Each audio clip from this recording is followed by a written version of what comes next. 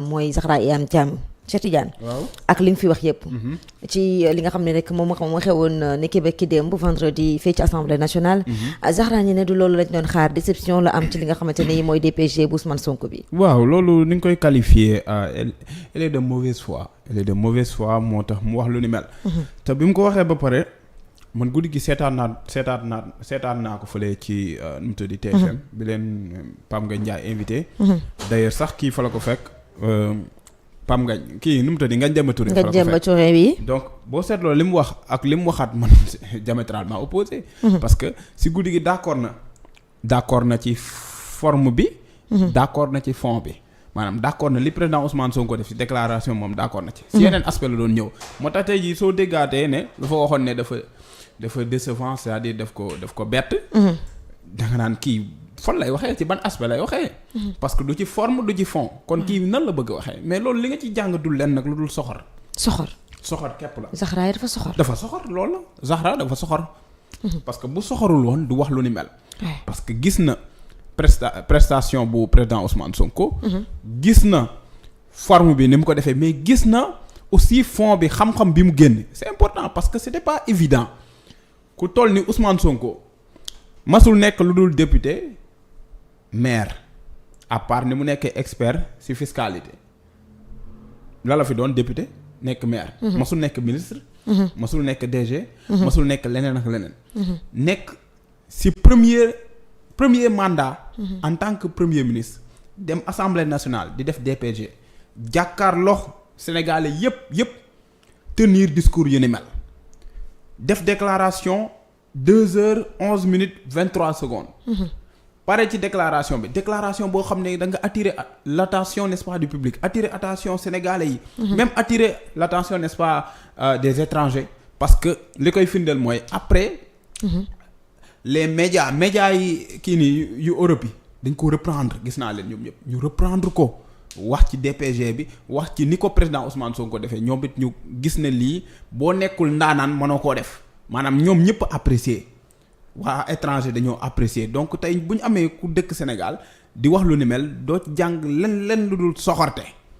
parce que Iyane dafa soxor gi mu soxor moo waral mu wax lu ni mel mais gëmu ko xam ne loolu amul. daf bëggoon a wax rek pour ñu ni bàyyi ko xel xam ne moom suivre na ko wala am na ci argument mais malheureusement fi mu tombé baaxul parce que da nga dugg des fois nga dugg ci loo xamul. dugg ci loo xam ne ñëpp xam nañ ne ki ko doon daf ko réussir à 100%. yow nga bëgg ñëw amul lenn loo koy qualifier loolu décevant parce que amoo mot boo war a mën a utiliser amoo argument boo mën a teg ci kawam mënoo wax ne li mu wax ci secteur santé bi du yoon. mënoo wax ne li ñu ko doon xaar ci wàllum éducation dégguñu ko mënoo wax ne li ñu ko doon xaar ci wàllu emploi dégguñu ko mënoo ko wax li ñu doon xaar ci beneen secteur dégguñu ko déedéet parce que dégg nga lépp waroon wax gongo mais da ngay rëy. te ñi mu dal ci ñoom ñoo bari maanaam gis nañ ne président Ousmane Sonko li mu def. nekkul loo xam ne lu évident la te xaaruñu ko woon ci moom c'est important ñoom déception lañ doon xaar parce que ñu ngi doon xaar ne kii comme amul expérience bi mosu koo def. su ñëwee assemblée nationale day patiner. su ñëwee assemblée nationale suñ ko poser question du mën a répondre. du nekk à l'aise ku ko poser question du mën a répondre. mais da ngay gis ne président Ousmane Sonko moom waxuma la sax li mu doon lire ba maîtriser ko mais aussi question yi ñu koy poser maîtrise bi mu ci àndal. réponse précise yi muy joxe. réponse cohérente yi muy joxe ñoom daf leen a yéem. ñoom ñëpp daf leen a yëm ci secteur yëpp moo tax ma ne le président Ousmane Sonko dafa am li ñuy woowee savoir. waaw du ma wax connaissance parce que boo nee connaissance day wane ne day am fu mu limité wu mais dafa am savoir. d'accord li koy firndeel mooy keroog da ngay xool ci secteur bu ne pose nañ ko ci question. de manière improvisée. président Ousmane Sonko répondre à toutes ces questions. questions yooyu yëpp président Ousmane Sonko daf ko répondre te li ci gën a neex mooy. ñi ko doon poser question dañoo am satisfaction. waaw kontaan nañu. parce que bu ñu amul woon satisfaction après seen second tour bu ñu ñëwee. dinañ wax ne d'accord li ma la posé woon. li ma ci doon xaar nangam mais ñoom ñëpp am satisfaction ba da ngay gis ne opposants yi sax donc duñu am argument pour contredire li mu wax. parce que li muy wax ci ay bases yu claires net la koy teg. ba kenn du ko mën a dindi. loolu nag ku mel ni Zahra moom su ko seetaanee gis ne la mu doon xaar gisu ko c'est-à-dire déception la doon xaar suñu borom dogalul loolu.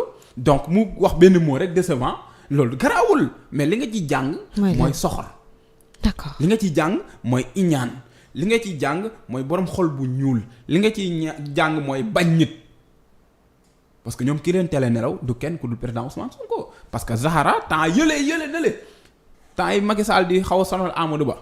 mais neneen la daan waxee. kon tey jii bu ñëwee bëgg attaquer Ousmane Sonko da nga naan kii est-ce que Zahra la. affaire bi daf lay yéem mais nag c'est un peu compréhensible ndax lan leader am Amadou Ba mooy leader am. donc mën nañ comprendre yenn yi ak aussi tamit Ousmane Sonko ni mu mel ak Amadou Ba xëy na loolu metti na ci xolam comme mënta fayul boppam moom mu ne ba nit bàyyil may jéem en tant que jigéen jéem a wane sam bopp. wane ne Ousmane Sonko ñun faalew ñu la wane ne Ousmane Sonko li ngay def d'accord ñu ci wala baaxul mais li gën a am solo te gën a neex mooy. mooy lan nit bu defee DPGM. de manière technique boo koy contredire def ko de manière technique. dafa génne argument yu solide teg ci table yi Ousmane Sonko noonu la mas a marché ah moom noonu loolu lay moom amul lenn benn déclaration boo xam ne mas na ko def. di balaa déedéet moom déclaration bu muy def dafay technique même bi mu nekk assemblée nationale en tant que député lépp lu mu leen doon wax dafa technique. ñoom xam nañ ko sax donc tey ji ku mel noonu bu ñëwee teg ay argument yu solide teg projet bu leer nañ expliquer ko Sénégalais yi. ba Sénégalais yi tàccu parce que gis nañ seen bopp. mais yow bu fekkee yow da nga am. da ngay gis da nga ko gisee neneen. wala projet bi ni mu ko tegee yow boo sañoon neneen la koy tegee mais ñëwal ak ay éléments yu technique nga expliquer Sénégalais yi ñu xam. mais nga toog fi ngay toog bind def sa benn tweet décevant xaarew ñu ko woon fii. way wax na dëgg xaarew ñu ko woon fii loolu d'accord naa ci xam la moo tax ma ne xaarew ñu ko woon fii ñoom. parce que déception lañ doon xaar. déception Ousmane Sonko lañ doon xaar. échec bu Ousmane Sonko lañ doon xaar. mais sunu borom moo bañ sunu borom moo dogalul lool. sunu borom moo bañ moo ne loolu du fi am.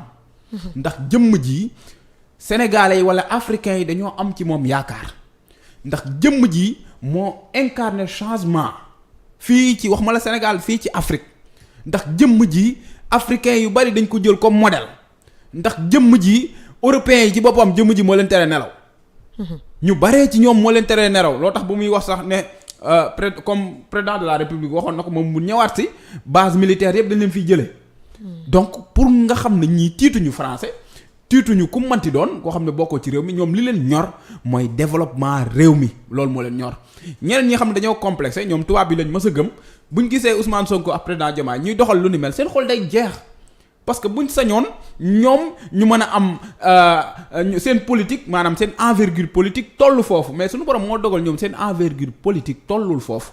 suñu borom si ñii la ko dogal président Ousmane Sonko ñëw di doxal di dérouler comme nag li mu def moom leaderam masu koo def parce que leaderam def na DPG bi mu nekkee premier ministre mais kenn xaarew ko woon nii.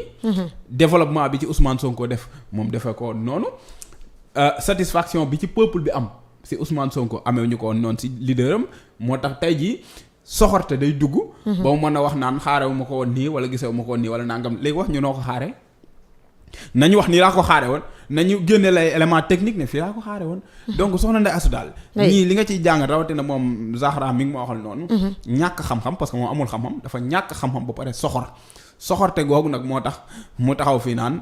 gisee ko nii wala daf ko décevoir maanaam daf koo bett ak yu ni mel loolu lépp ñun comprendre nañ. ñun peuple bi ñun population yi kontaan nañ ci président Ousmane Sonko ci DPG bi gis nañ suñ bopp te gëm nañ ne su ko ñëpp accompagne incha allah. Sénégal dina naat ak DPG bi. dina naat ak DPG bi am na solo bu baax a baax mais du Zahra kese moo addu jëm ci lu ni mel ndax mu ñu demee aussi ci ki nga xamante ne mooy Yaro Dia nee na Ousmane Sonko musul am vision ba ni day xamle li nga xam ne rek mooy vision moom tamit ci côté boobu d'accord ci ak Ousmane Sonko gannaaw déclaration de politique générale bi nga xam ni moom premier ministre bi di Ousmane Sonko amaloon na ko nekki vendredi.